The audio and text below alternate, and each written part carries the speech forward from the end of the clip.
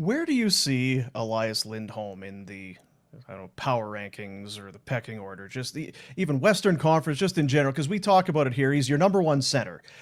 He is, but league wide, where does he fall in? How much of a priority? How desperate should the Flames be in trying to keep Elias Lindholm?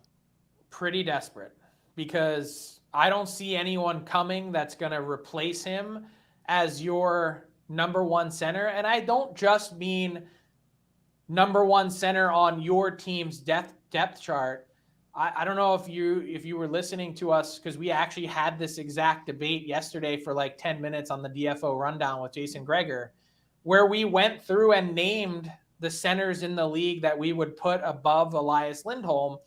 And I think the sort of no doubters, the guys that you don't really have to spend any time thinking about, the McDavids, the McKinnons, the Draisaitl's, etc.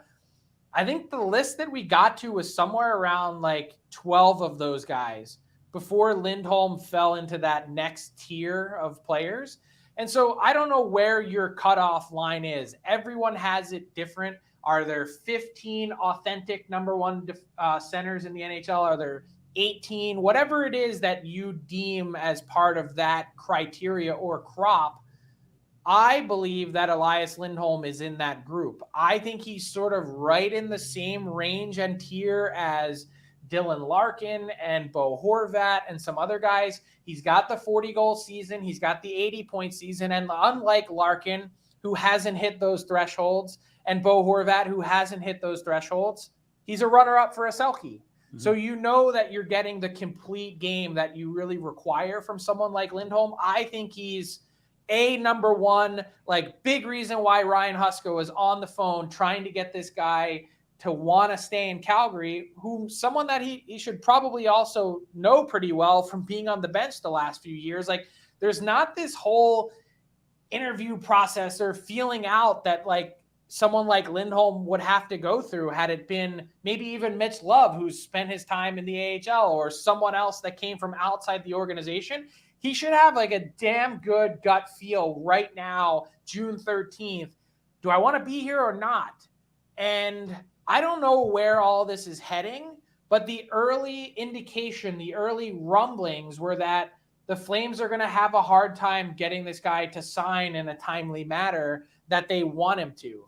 I don't know how much of that has changed, if at all, now that Ryan Huska is in the position. You know, this was sort of smoke that was gathering late last week, but that would be really tough news for this team to take, given his impact and given, like I mentioned, the scar tissue that exists in this organization, knowing that they don't want to go down that path again. Yeah, financially, if you're an agent, are you not telling all your guys to wait as long as possible? We only see the players get more leverage and more dollars here. I don't.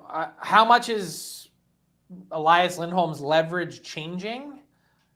Probably not that much. Like, the numbers are what they are. Like, he's somewhere in the Larkin Horvat contract range, 8.5. Sure. At the very most, 8.7. Like, that comp isn't going to change drastically when the cap, even if it increases by $7 million next summer.